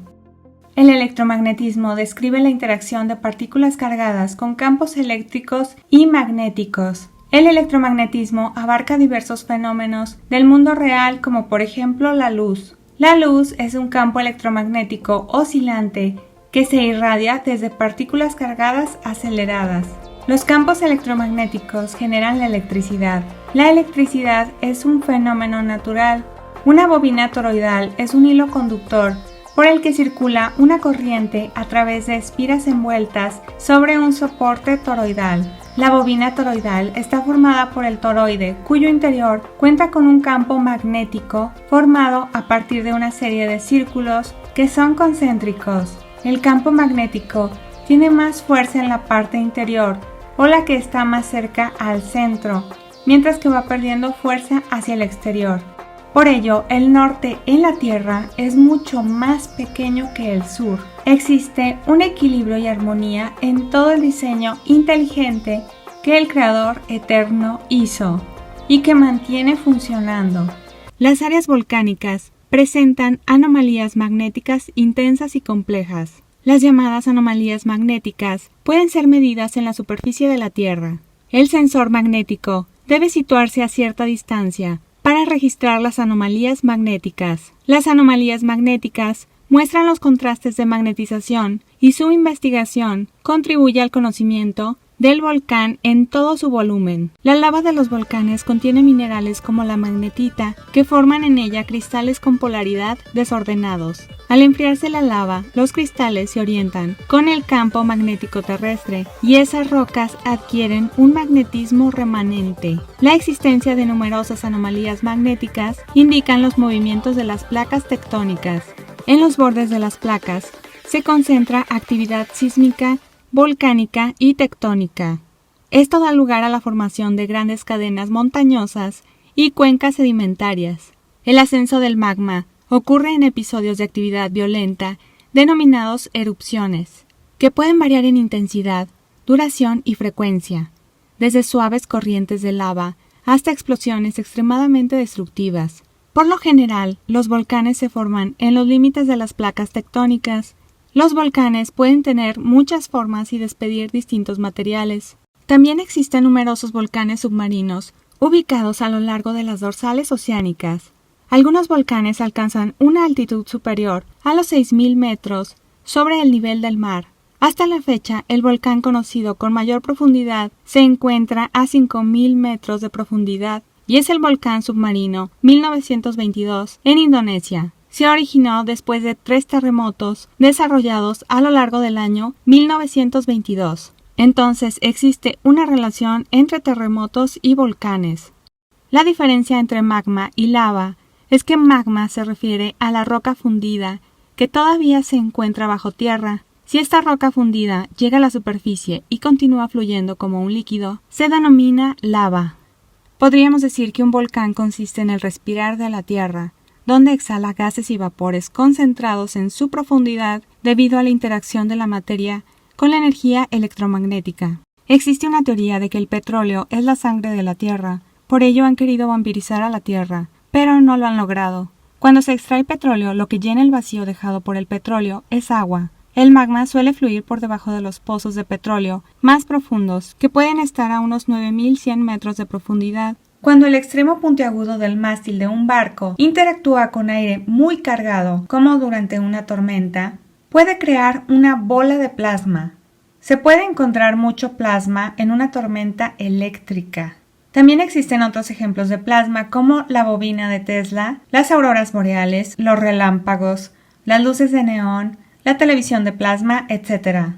Anteriormente había hecho un video mostrando que probablemente las estrellas eran fenómenos producidos por los efectos de cimática y sonoluminiscencia, pero es dudoso que haya sonido en ellas. Además, no forman patrones armónicos ni exactos. Por ejemplo, un caleidoscopio forma figuras perfectas y repetitivas, y se supone que así se ve el efecto de cimática y sonoluminiscencia como un caleidoscopio, donde todos los patrones son armónicos, repetitivos y perfectos, pero las estrellas no se ven así. Las estrellas son controladas por un campo electromagnético. El plasma se adapta a la forma y el volumen del contenedor en el que se encuentra para llenarlo. Por eso sabemos que las estrellas son plasma que se encuentran completamente encerradas en una esfera o en una planicie circular. El plasma, bajo la influencia de un campo magnético, puede formar estructuras como filamentos, rayos y capas dobles. Las partículas del plasma responden fuertemente a las interacciones electromagnéticas de largo alcance. Es interesante cómo reacciona el plasma ante estas interacciones electromagnéticas. Entonces el plasma reacciona, no causa reacción,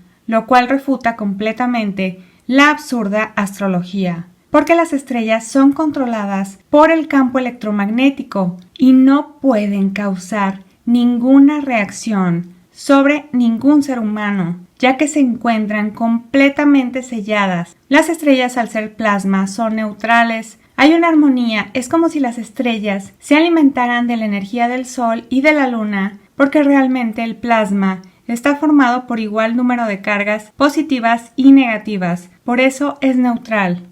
El plasma es un estado de la materia en el que una sustancia ionizada se vuelve altamente conductora de la electricidad, hasta el punto de que los campos eléctricos y magnéticos de largo alcance dominan su comportamiento. La ionización en las estrellas es debido al fuerte campo electromagnético presente. Las estrellas brillan debido a la fusión termonuclear del hidrógeno en helio en su núcleo, que libera energía la cual atraviesa el interior de la estrella y después se irradia. Su luminosidad varía porque depende de la altura en la que se encuentre. La luminosidad es la potencia, es decir, la cantidad de energía por unidad de tiempo emitida en todas direcciones por un cuerpo celeste. Está directamente relacionada con la magnitud absoluta de la estrella. La luminosidad es un concepto diferente al de brillo. El brillo depende fundamentalmente de la distancia a la que nos encontremos de un determinado objeto, mientras que la luminosidad es una propiedad física. Según la longitud de onda electromagnética de una estrella se verá de un color u otro. Esto variará según el nivel de elementos que componen la estrella. Además, el color de las estrellas depende sobre todo de la temperatura en la que se encuentren. Toda la energía que se genera en las estrellas permanece encapsulada. El cielo está cargado de partículas y filamentos eléctricos que producen campos electromagnéticos. El Sol, la Luna y las estrellas capturan toda esta carga eléctrica y de frecuencia que ocurre entre el domo y en la Tierra para mantener un equilibrio perfecto. En el norte, Polaris se ve en el punto más alto del cielo, en el cenit. Todas las brújulas solamente apuntan hacia el norte porque hay un campo magnético bastante fuerte en el centro de la Tierra, en la parte central del Ártico, lo que permite que Polaris permanezca firme y sin movimiento. Es como si el centro de la planicie terrestre tuviera un campo magnético de la misma polaridad que Polaris, lo que permite que se mantengan siempre alejados a esa misma distancia. Tienes que saber que las estrellas no son mundos. Lo que llaman planeta en realidad son simples estrellas que se encuentran un poco más cerca, pero no son mundos. Las estrellas no forman ninguna figura, más que los círculos que hacen en su trayectoria. No hay ningún pez, ni toro, ni ninguna otra figura. Además, cuando ves las estrellas, las ves desde una perspectiva. Como el cielo es una cúpula, entonces realmente si giráramos y viéramos cómo la posición de las estrellas es distinta, debido a la distancia que guardan entre sí, y viéramos desde otra perspectiva, obviamente veríamos que tampoco están formando ninguna figura. Además, depende de hacia dónde diriges tu mirada, es que verás las estrellas en una posición distinta, en la que igualmente no hay ninguna figura. El creador colocó a las estrellas en distintas posiciones, debido a que deben mantener una distancia para jamás chocar entre sí y moverse siempre siguiendo la trayectoria que se les estableció. Es necesario que sepas que el creador prohíbe totalmente la astrología, ya que la considera como algo abominable. Nikola Tesla creía firmemente en la existencia del éter como el medio por el que se podían transmitir las ondas electromagnéticas sin necesidad de cables ni otra materia visible. Podemos entender perfectamente el electromagnetismo si pensamos en vibración, frecuencia e imantación. Nikola Tesla afirmaba que todo es electricidad. El éter es un campo energético que está en todas partes dentro de la cúpula. El éter es la energía que lo impregna todo, de gran elasticidad y muy baja densidad, casi nula. Podríamos decir que el éter es la humedad del aire, que se debe al vapor de agua presente en la atmósfera, y conecta todo electromagnéticamente, la energía que el creador colocó para conectarlo todo y mantener un equilibrio perfecto. Las estrellas giran sobre un epiciclo que a su vez gira sobre un deferente. El deferente es el recorrido circular que describe el centro del epiciclo, el cual es la energía que circula dentro del campo magnético toroidal y que debido al proceso de magnética del campo magnético toroidal es donde se generan campos eléctricos, los cuales producen el movimiento de las estrellas del Sol y de la Luna.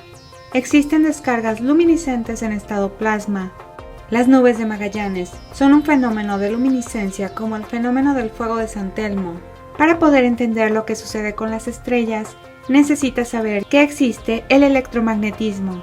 La ionización en las estrellas es debido al campo magnético presente. En el campo magnético toroidal surge toda la energía y este contribuye a mantener el electromagnetismo del Sol y de la Luna y el estado plasma en las estrellas, así como sus movimientos. La explicación que da la ciencia del por qué no podemos ver a las estrellas a cierta altura es por la luz solar, pero eso es una mentira porque claramente podemos ver a la Luna y si fuera debido a la luz solar, jamás podríamos ver a la Luna a esa altura.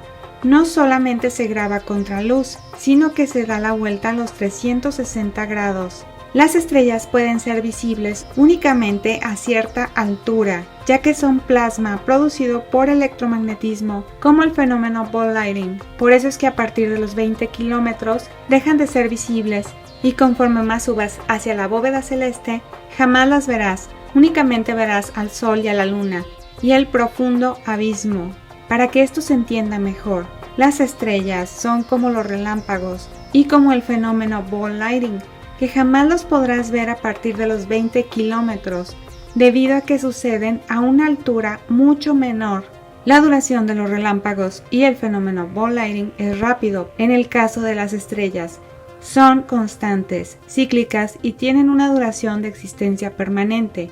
Las estrellas fugaces son el mismo fenómeno pero con una duración de existencia breve. Es obvio que si algo se produce a una menor altura y tú subes a una mayor altura, jamás verás eso debido a la distancia. El Sol y la Luna son enormes, por eso los vemos más grandes que las estrellas. No es solo por la distancia, sino porque obviamente la Tierra es una superficie plana enorme. Y para poder alumbrar la Tierra, el Sol y la Luna tienen aproximadamente 52 kilómetros de diámetro y se encuentran a 400 millas aproximadamente. La Tierra está cubierta por la bóveda celeste. Si la cúpula, junto con la Tierra plana, formaran una media esfera, entonces los océanos permanecerían sin límite, y es obvio que hay un límite para los océanos. De lo contrario, todo lo exterior se inundaría. Tiene sentido que la parte inferior sea una media esfera, como la cúpula. Entonces, el exterior que rodea la Tierra plana es como una esfera. El libro de Génesis menciona las fuentes de las grandes profundidades, lo que también indica que hay un límite debajo de los océanos. Si la bóveda celeste no existiera, nunca escucharíamos el sonido de aviones y helicópteros. Sin embargo, lo escuchamos porque el domo funciona como una caja de resonancia. Les quiero enseñar cómo en la obra El Jardín de las Delicias nos muestra los cielos superiores junto con la parte de abajo como una esfera que envuelve la tierra plana. En el libro Astronomía en el Antiguo Testamento también vemos que antiguamente los hebreos consideraban los cielos superiores e inferiores como un esferoide. Algo muy interesante que necesitan saber es que así como decimos y sabemos que el agua no se puede adherir a una bola porque el agua siempre busca su nivel, por eso es que no hay agua rodeando la cúpula. Podemos comprobar al subir un globo de helio a 40 kilómetros de altura y observar que lo único que hay es un gran abismo, tal como lo describe el Tanaj y otros manuscritos encontrados en Qumrán. Por cierto, el agua no tiene color, ya que muchos piensan que el cielo es azul porque hay agua. El agua es totalmente incolora. Todos hemos malinterpretado la Biblia. En Génesis, cuando dice que separó las aguas de las aguas, esto sucede dentro de la cúpula, entre la tierra y la cúpula. Se refiere a los océanos y al agua condensada que forma las nubes. Lo repito para que quede claro. Se refiere a los océanos y las nubes que tienen agua condensada. Esta traducción es 100% correcta. Los que no hablan hebreo la pueden leer en inglés. Dice que a la expansión la llamó sky, literalmente sky y no heaven, lo que se refiere al sitio donde se encuentran las nubes. Entonces la traducción correcta no es heaven, porque literalmente en hebreo la traducción sería sky. Todos los tsunamis, huracanes y demás desastres naturales suceden bajo la cúpula, entre la cúpula y la tierra. La explicación de por qué el cielo es azul es debido a que la luz del sol es muy intensa. De acuerdo al libro de Enoch, la luz del sol es 7 veces más intensa que la luz de la luna. Debido a eso, la atmósfera de la Tierra dispersa la luz en todas direcciones. Los tonos azulados se dispersan más intensamente que los tonos rojizos. Como resultado, el cielo brilla en azul durante el día, pero observando la Tierra a una mayor altitud, nos damos cuenta que el abismo es totalmente oscuro y carece completamente de color azul. La formación de las nubes se debe a la condensación del vapor de agua en el cielo. Esta agua solo existe dentro de la cúpula y sobre la superficie terrestre. Las nubes son la manifestación más visible del agua que se encuentra en la atmósfera. El aire contiene agua en partículas que son demasiado pequeñas para ser vistas. Una estimación del volumen de agua en la atmósfera en cualquier momento es de aproximadamente 3.100 millas cúbicas o 12.900 kilómetros cúbicos. Además, cualquier persona puede medir el porcentaje de la humedad del ambiente, independientemente del lugar en el que se encuentre. Obviamente la humedad varía, pero es 100% real. Entonces, no solo hay aire en la atmósfera, sino que también hay vapor de agua que es incoloro e inodoro. El vapor de agua, es decir, la humedad, y la temperatura están ligados entre sí. El ciclo hidrológico solamente es posible en la Tierra plana, y este comienza con la evaporación del agua desde la superficie. A medida que se eleva, el aire humedecido se enfría y el vapor se transforma en agua, es decir, sucede la condensación. Las gotas se juntan y forman una nube. Luego caen por su propio peso sobre la planicie terrestre, es decir, surge la precipitación. Esto únicamente es posible debido a que el agua no solo está en los océanos, sino que también se encuentra en forma de vapor, nubes y pequeños cristales de hielo. Espero que haya quedado claro que el agua solamente se encuentra dentro y no fuera de la cúpula, ya que el agua no se puede adherir a una semiesfera. El agua siempre buscará mantener su nivel. Antes de la creación únicamente existía el infinito, que lo llenaba todo con su perfección. Cuando Él quiso crearnos, comenzó el proceso de la creación, contrayendo su luz infinita, para así permitir un vacío de su luz, para crear el mundo físico, es decir, el mundo material, y para crear así el libre albedrío.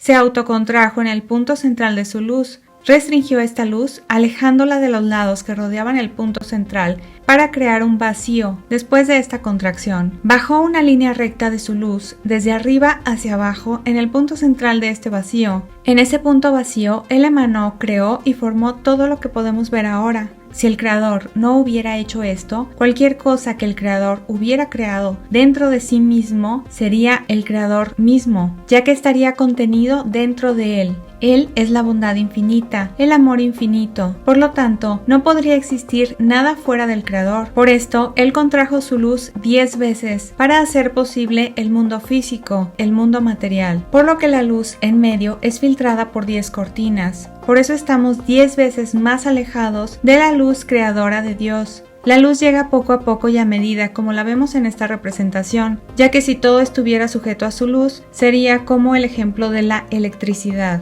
La electricidad primero se va a generar en un punto. La electricidad se puede generar en una planta hidroeléctrica, pero ahí hay demasiada energía. Entonces, si queremos usar toda esa energía para un dispositivo, este explotaría al instante, se quemaría y no serviría más. Entonces, se tienen que usar transformadores para ir reduciendo la tensión de toda esa carga eléctrica. Para que esa tensión se adapte, la electricidad se distribuye por cables que llegan a las casas, oficinas y fábricas. De esa manera, los dispositivos no se dañan y funcionan, ya que así ya no sería la misma carga eléctrica. Asimismo, en el Tzimtzum se fue reduciendo la energía desde un nivel máximo e infinito hasta un nivel limitado, para que en esta limitación podamos tener la energía divina que es necesaria para generar la existencia de la vida. Uno podría preguntarse cómo es posible que Dios, inmutable y perfecto, haya contraído su propia existencia. Su omnipresencia no cambió, dejó este vacío para llevar a cabo la creación del mundo. En esta representación, el Creador infinito ocupa todo lo blanco y nosotros estaríamos en el centro. Es decir, que nuestro mundo físico se encuentra dentro del infinito. La palabra Tzimtzum significa contracción. El Tzimtzum posibilitó la creación de una nueva realidad, una realidad de voluntad limitada, a partir de la determinación de un objetivo y un propósito. Antes del Tzimtzum reinaba la perfección absoluta del Creador. Solo con una realidad carente de perfección se puede plantear la elección entre el bien y el mal. La luz infinita se contrajo, mas no desapareció. Aún después del Tzimtzum quedó una cierta presencia de la luz del Creador en este mundo, porque nada podría sostenerse y nada podría soportar la existencia si no fuese por la mínima conexión que tenemos con el Creador. Es en la oscuridad donde vemos que la luz es necesaria. Este rayo de luz es como un punto de inyección de energía, como lo vemos en el campo magnético toroidal de la Tierra plana. Esta inyección de energía permite que tanto el Sol, la Luna, las estrellas y todo funcione de manera armónica, trayendo las estaciones, permitiendo toda la vida posible. El Creador nos hizo porque realmente nos ama, por eso Él se autocontrajo y Él quiso que existiéramos y que decidiéramos por nosotros mismos si realmente queremos imitar su bondad. Si el Creador lo llenara todo, entonces todo sería bondadoso. No existiría la maldad. Al ser completo en sí mismo y no tener ninguna necesidad, si el mundo y el hombre hubieran sido creados recibiendo la bondad divina en toda su plenitud, hubieran sido ya completos sin tener la necesidad de automejorarse, ni rectificar sus actos, ni de dar a otros, pues nadie necesitaría recibir nada porque ya todo estaría completo en sí mismo. Es decir, que tu vida no tendría sentido. Este mundo nos muestra la necesidad de llegar a la plenitud del Creador a través de un proceso de rectificación, purificación, perfección y de mejorarnos a nosotros mismos. Si todo ya fuera completo desde el principio en el que fuimos creados, entonces no tendríamos ya ningún sentido ni motivo de existencia. La manera en la que nos conectamos con su luz divina es siendo bondadosos. Tenemos la oportunidad de elegir el bien. Algo que tienes que saber es que la Torá fue escrita con secretos y existe la Torá oral, que es una explicación más profunda. Los sabios en la antigüedad solían escribir los secretos tanto en hebreo antiguo como en arameo. En Génesis 1, cuando dice creó los cielos y la tierra, la palabra creó es bará. y en arameo significa fuera de, es decir, que creó los cielos y la tierra, haciéndose fuera de sí mismo para dar lugar a los cielos y a la tierra. Esto explica el problema del mal, ya que al estar en un lugar donde la bondad está limitada, tuvo que dejar un lugar libre para poder crearlo todo. Muchos no creen en Dios porque según ellos, si Dios existiera, no habría sufrimiento ni maldad en el mundo. La respuesta que da el Tzimtzum para que así puedan haber seres independientes, seres limitados. En esta limitación se creó la dualidad. Si solo hubiera bien, el hombre no tendría autonomía, ni libre albedrío, no podría tomar sus propias decisiones. Cuando entendemos que no el mal en sí, pero la opción de que haya mal es de cada uno de nosotros, la falta de bondad divina es algo que nos da la oportunidad a ser aquellos que traemos la luz. Si hay un vacío de bien, es algo que depende de cada uno de nosotros, lo cual nos impulsa a darnos sentido y a llenar esos vacíos de bondad, precisamente con bondad. La luz representa la bondad del Creador. El Creador es denominado el infinito, es decir, aquel que es sin límite, no siendo en el sentido estricto de la palabra un ser, ya que siendo autocontenido y autosuficiente, no puede ser limitado por la propia existencia, que limita a los demás seres. Es el todo supremo. El Creador, en el principio, creó los cielos y la tierra. La tierra era un caos total. Las tinieblas cubrían el abismo, y el aliento del Creador se movía sobre la superficie de las aguas. Y dijo el Creador, que exista la luz, y la luz llegó a existir. El Creador consideró que la luz era buena, y la separó de las tinieblas. A la luz la llamó día, y a las tinieblas noche. Y vino la noche, y llegó la mañana. Ese fue el primer día. Y dijo el Creador, que exista el firmamento en medio de las aguas y que las separe. Y así sucedió. El Creador hizo el firmamento y separó las aguas que están abajo de las aguas que están arriba. Al firmamento el Creador lo llamó cielo. Y vino la noche y llegó la mañana. Ese fue el segundo día. Y dijo el Creador, que las aguas debajo del cielo se reúnan en un solo lugar y que aparezca lo seco. Y así sucedió. A lo seco el Creador lo llamó tierra, y al conjunto de aguas lo llamó mar. Y el Creador consideró que esto era bueno. Y dijo el Creador, que haya vegetación sobre la tierra, que ésta produzca hierbas que den semilla, y árboles que den su fruto con semilla, todo según su especie. Y así sucedió, comenzó a brotar la vegetación, hierbas que dan semilla, y árboles que dan su fruto con semilla, todo según su especie. Y el Creador consideró que esto era bueno. Y vino la noche y llegó la mañana. Ese fue el tercer día. Y dijo el Creador, que haya luces en el firmamento que separen el día de la noche, que sirvan como señales de las estaciones, de los días y de los años, y que brillen en el firmamento para iluminar la tierra. Y sucedió así. El Creador hizo los dos grandes astros, el astro mayor para gobernar el día y el menor para gobernar la noche. También hizo las estrellas. El Creador colocó en el firmamento los astros para alumbrar la tierra. Los hizo para gobernar el día y la noche, y para separar la luz de las tinieblas. Y el Creador consideró que esto era bueno. Y vino la noche y llegó la mañana. Ese fue el cuarto día. Y dijo el Creador, que rebosen de seres vivientes las aguas, y que vuelen las aves sobre la tierra a lo largo del firmamento. Y el Creador creó los grandes animales marinos y todos los seres vivientes, que se mueven y pululan en las aguas, y todas las aves según su especie. Y el Creador consideró que esto era bueno, y los bendijo con estas palabras: sean fructíferos y multiplíquense, llenen las aguas de los mares, que las aves se multipliquen sobre la tierra. Y vino la noche y llegó la mañana, ese fue el quinto día. Y dijo el Creador, que produzca la tierra seres vivientes, animales domésticos, animales salvajes y reptiles según su especie. Y sucedió así. El Creador hizo los animales domésticos, los animales salvajes y todos los reptiles, según su especie.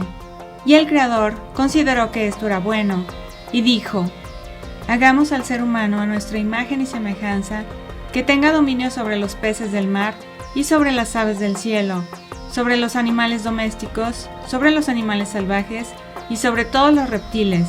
que se arrastran en el suelo. Y el Creador creó al ser humano a su imagen, lo creó a imagen del Creador. Hombre y mujer los creó y los bendijo con estas palabras: sean fructíferos y multiplíquense, llenen la tierra y sométanla, dominen a los peces del mar y a las aves del cielo, y a todos los reptiles que se arrastran por el suelo. También les dijo: yo les doy de la tierra todas las plantas que producen semilla, y todos los árboles que dan fruto con semilla. Todo esto les servirá de alimento. Y doy la hierba verde como alimento a todas las fieras de la tierra, a todas las aves del cielo, y a todos los seres vivientes que se arrastran por la tierra. Y así sucedió. El Creador miró todo lo que había hecho y consideró que era muy bueno. Y vino la noche y llegó la mañana. Ese fue el sexto día. Así quedaron terminados los cielos y la tierra, y todo lo que hay en ellos. Al llegar el séptimo día, el Creador descansó, porque había terminado la obra que había emprendido. El Creador bendijo el séptimo día y lo santificó, porque en ese día descansó de toda su obra creadora. Esta es la historia de la creación de los cielos y la tierra.